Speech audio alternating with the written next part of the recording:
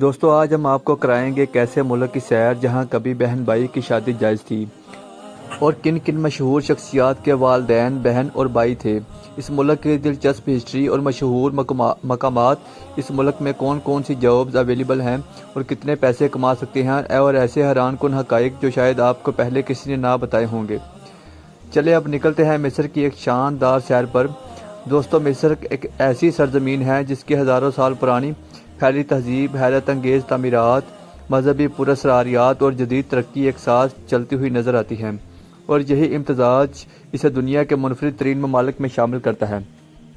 دوستو قدیم مصر کی تاریخ تقریباً 5000 سال قبل مسیح سے شروع ہوتی ہے، جب دریائے نیل کے کنارے بسنے والے قبیلوں نے زراعت، شجرکاری، فن تعمیر اور مذہب کی بنیادیں رکھی، اور رفتہ رفتہ یہ علاقہ دنیا کی پہلی منظم سلطنتوں میں تبدیل ہو گیا۔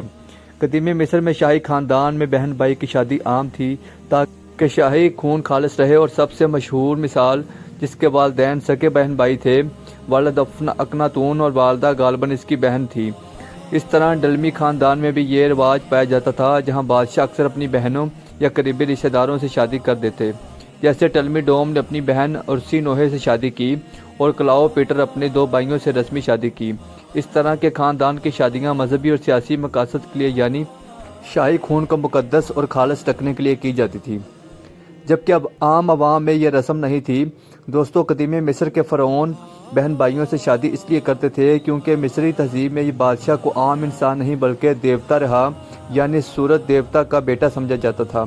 اس عقیدے کے مطابق دیوتاؤں کا خون پاک اور مقدس ہوتا تھا، اس لیے فرعون خاندان کوشش کرتا تھا اس شاہی نسب خالص رہے اور باہر کے خاندانوں کا خون اس میں شامل نہ ہو۔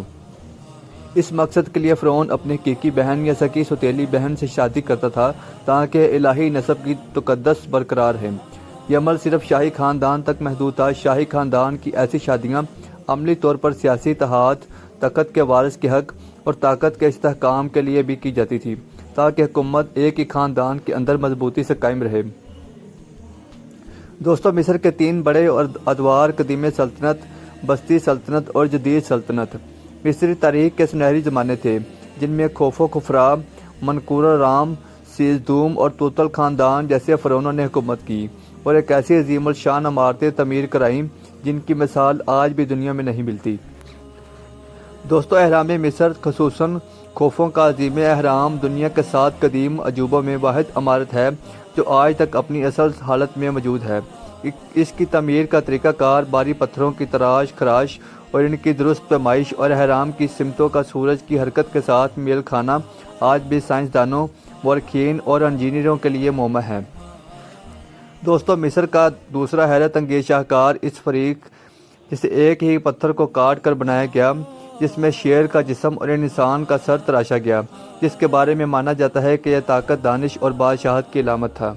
اس طرح واضح ملوک وہ جگہ ہیں جہاں شاہی خاندان کو دفن کیا جاتا تھا، جہاں توتل خان کی مشہور قبر دریافت ہوئی، جس میں سونے کا تابوت، قیمتی زیورات، فرنیچر، رت اور روزمرہ استعمال کی اشیاء ملی، جو اس بات کا ثبوت ہے کہ مصری آخرت کی زندگی پر گہرا یقین رکھتے تھے۔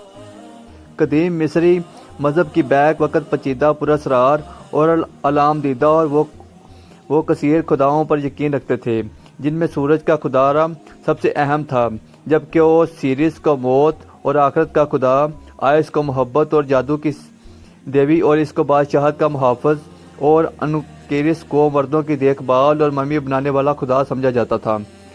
دوستو مصریوں کا عقیدہ تھا کہ انسان کے مرنے کے بعد اس کی روح کو ایک ایسے سفر سے گزرنا ہوتا ہے جہاں دل کو ترازو میں تولا جاتا ہے۔ اگر دل بھاری نکلے تو روح کو عذاب ملتا ہے، اگر ہلکا ہو تو وہ ابد جنت میں داخل ہوتی ہے۔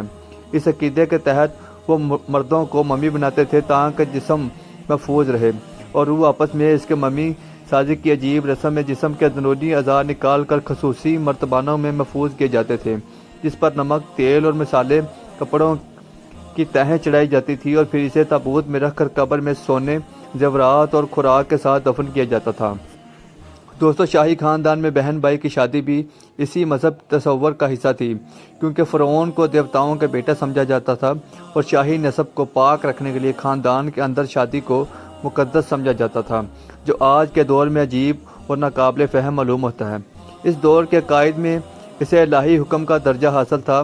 دوستوں مصر کے عجیب و غریب تہوار بھی اسی قدیم تہذیب کی جھلک دکھائی دیتے ہیں، جیسے عبید تہوار جس میں امون دیوتا کا عظیم جلوس نکالا جاتا ہے، اور وادی نیل کا تہوار جس میں نیل دریا کے لیے شکر گزاری کی رسم ادا کی جاتی ہے تاکہ سیلاب کے بعد زمین زرخیز ہو جائے۔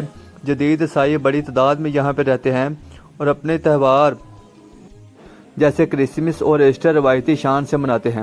دوستوں فرعونی تہوار اب مذہبی رسمیں نہیں رہیں مگر سیاحت کے لیے سالانہ تقریبات اور ثقافتی جشن منعقد کیے جاتے ہیں۔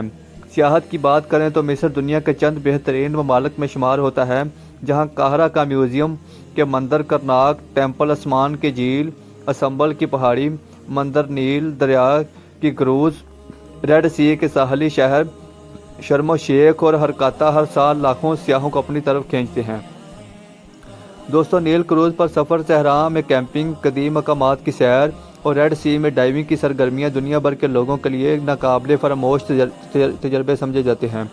جدید مصر ایک ترقی پذیر مگر تیزی سے بدلتا ہوا ملک ہے جہاں قاہرہ اور سکندریہ جیسے بڑے شہر تعلیم، صنعت اور ٹیکنالوجی کے مرکز بنے رہے ہیں۔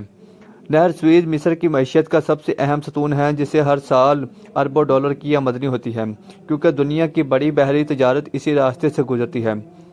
زراعت، کپاس، تیل، ٹورزم، انجینئرنگ اور تعمیرات مصر کی اقتصادی زندگی کا حصہ ہے۔ دوستو یہ تھی مصر کی سیر پر بنی ایک ڈاکومنٹری ویڈیو۔ امید کرتا ہوں کہ آپ سب دوستوں کو یہ ویڈیو پسند آئی ہوگی۔ ویڈیو کو لائک، شیئر اور ہمارے چینل کو سبسکرائب ضرور کیجیے گا اور اپنی محبت ضرور شامل کیجیے گا۔ اپنا بہت سا خیال رکھیے گا۔ اجازت دیجیے، اللہ حافظ۔